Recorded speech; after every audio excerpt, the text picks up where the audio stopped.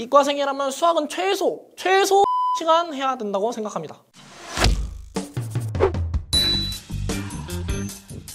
물어본 사람, 궁금한 사람, 내가 대답해줄게. 연고 대답이 돌아왔습니다. 후!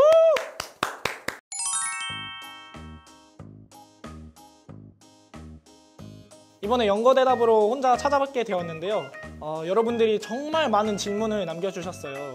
그 중에서 제가 특별히 더 잘 대답해 드릴 수 있는 질문이나 저만이 대답해 드릴 수 있는 것 중 이렇게 엑기스만 뽑아서 답변을 드리려고 합니다. 먼저 첫 번째 질문입니다. 고등학생님이 남겨주셨네요. 신소재공학과에 진학 생각 중인 학생입니다.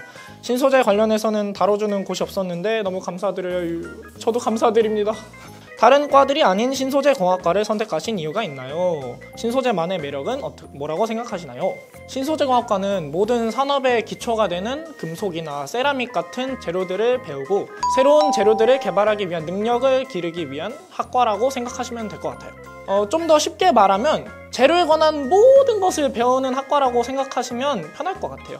신소재공학과는 되게 분야가 넓게 퍼져 있어요. 구조재료 분야, 광전자 소재 분야, 에너지 소재 분야 등이 있는데 그 중에서 저는 에너지 소재 쪽으로 나가서 우주공학이나 자동차공학, 로켓공학 쪽으로 나가고 싶어요. 제가 신소재공학과를 선택한 이유는요.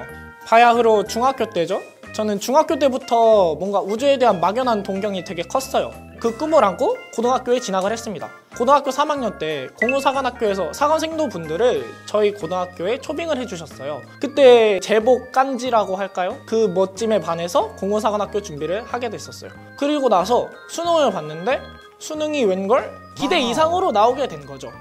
공군사관학교와 일반 대학 중에 고민을 하다가 평소 물리를 정말 제가 극혐하거든요. 물리를 극혐하고 화학을 정말 사랑하는 저였기에 관련된 학과를 알아보다가 신소재공학과라는 과를 알게 되었어요.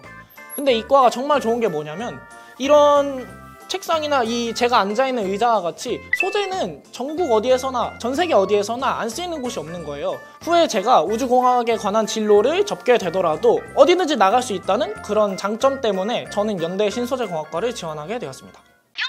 다음 질문입니다. 이로아님이 댓글 달아주셨네요. 하루 절반을 수학에 투자하고 잠을 몇 시간을 자셨나요? 그리고 나머지 과목 시간 분배는 어떻게 하셨나요? 이과생이라면 수학은 최소 3시간 해야 된다고 생각합니다. 내용도 많고 범위도 많고 특히나 이과 수학은 어렵기 때문에 수학 머리가 없던 저로서는 상당히 수학에 투자를 많이 할 수밖에 없었던 게 현실이었어요. 고3 때 학원에 딱 하나 다닌 것도 수학학원이었고 인강도 수학을 가장 많이 들었어요. 인강 제외한 최소 하루에 3시간 공부했어요. 그중 2시간은 문제 푸는 시간이었고 나머지 1시간이 제일 중요한 시간인데 이 1시간은 오답하면서 생각하는 시간을 가졌던 것 같아요. 내가 왜 이 문제를 풀지 못했고 이 문제를 풀기 위해선 어떤 생각 도구들이 필요하며 어떤 시나리오를 통해서 이 문제를 해결할 것인지 생각하는 시간을 꼭 문제 푼 후에 가졌던 것 같아요. 제 고3 때 방학 하루 타임라인에 대해서 말씀을 드리자면 6시에 일어나서 7시부터 오전 10시까지 국어 공부를 하고 오전 10시부터 오후 3시까지 5시간 정도를 수학에 투자를 했고요. 오후 3시부터 오후 6시까지 영어를 하고 저녁을 먹고 7시부터 10시까지 탐구 과목에 신경을 많이 썼던 것 같아요. 영어와 탐구를 굉장히 유동적으로 필요에 따라서 시간을 취사 선택했던 것 같아요. 10시부터 11시까지 연고TV를 보고 11시에 꿀잠을 잤습니다. 여기 댓글 중에 되게 재밌는 질문도 많았어요. 한번 읽어드릴게요.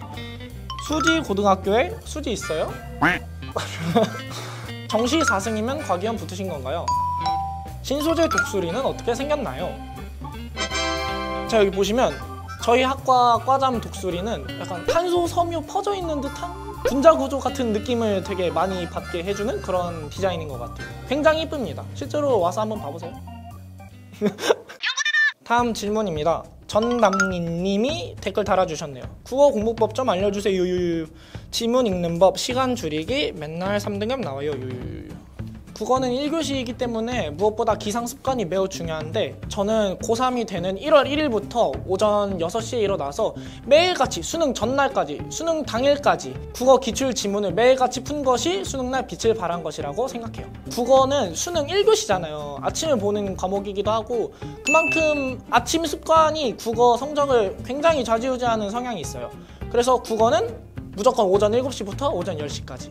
저도 원래 국어 성적이 불안정한 2등급대였는데 이렇게 매일같이 국어 기출 지문을 풀면서 칼을 갈다 보니까 7월 달부터였던 것 같아요. 그때부터는 확실한 고정 1등급으로 올라섰고, 그렇지만 제 개인적인 경험상 국어 성적은 단기간에 오르는 것이 아니라고 생각하기 때문에 여러분들이 조급해하지 않으셨으면 좋겠습니다. 이렇게 바로바로 성적이 안 오른다고 스트레스 받지 마시고 매일 아침 저처럼 국어 공부를 꾸준히 하시다 보면 분명히 수능 때 빛을 발할 겁니다. 긍정 마인드를 가지세요. 다음 질문입니다. 아슈아그씨 님이 댓글 달아주셨어요.